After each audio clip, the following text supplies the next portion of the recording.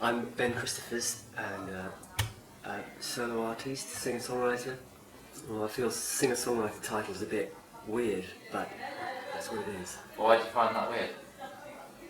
It sounds so, I don't know, it doesn't sound, I just think there's more to what I did.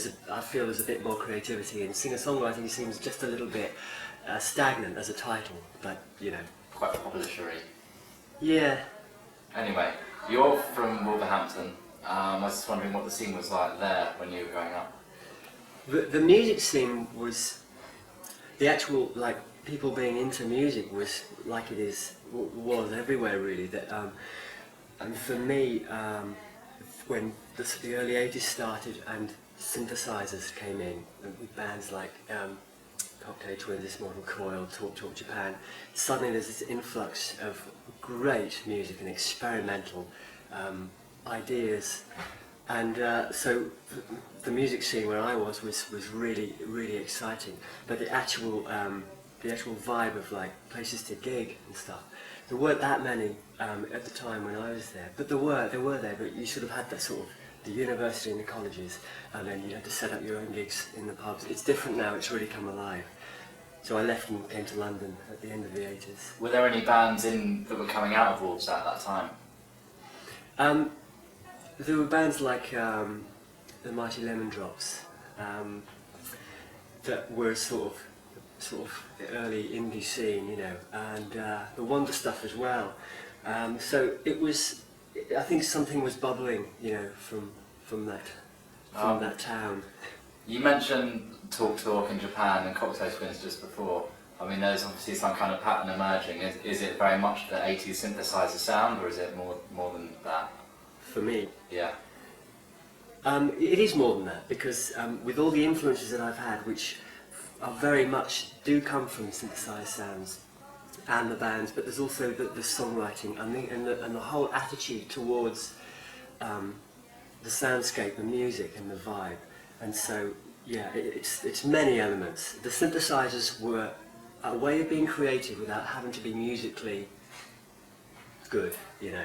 And that was great because suddenly no one had an inferior complex because they hadn't had piano lessons or anything, you know. It was great. You could be creative because you could mess with computers or, you know, analog buttons and envelopes, and you could make some weird sounds, and that's the great thing. You just said that you moved from Wolverhampton to London. Was that a big change in your life? Massive change, yeah.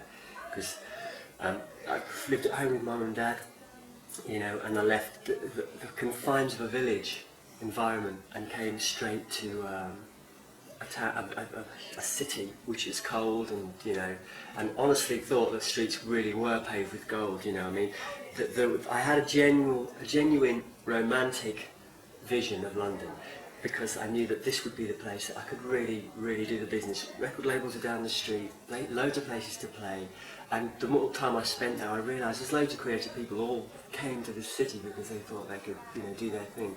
So it changed everything, but also all the, you know, doing the terrible jobs that I had to do, like, you know, working in awful factories and stuff. It all was like character building. I didn't realise at the time, but... How did you go about playing your music as well as doing other jobs? I mean, that must have been quite difficult. It was really, really difficult, and I spent a lot of time getting sacked from jobs because my focus was not enough of anything. So I eventually, you know, I was unemployed and unemployable really because of it. But you know, you find a way. You know, if you really want to do something like this, you always find a way. You travelled around Europe as well. I was wondering where in Europe that you went, and also what kind of places you were playing in when you went there. Well, I was playing in little bars and stuff like that, and it was a real learning curve. But everything in a transit van drove through France to Italy basically, and went to Switzerland and Germany, and you know, it was a real experience. The transit van thing for 2 days. Don't want to do it again, no, I'd rather walk. It's serious, it was really hot as well.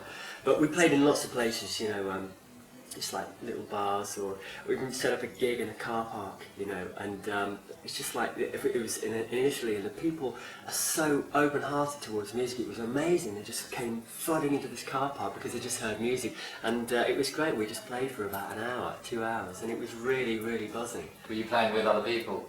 Yeah, Yeah, yeah. It was really, you know, I had a band, you know, I was sort of, it was a different sort, slightly different setup to what I've got at the moment, and it was just really, really amazing. It was just like a real experience. They came back to London, you know, about 2 weeks later, and did a gig at I think it's a club called the Moonlight Club.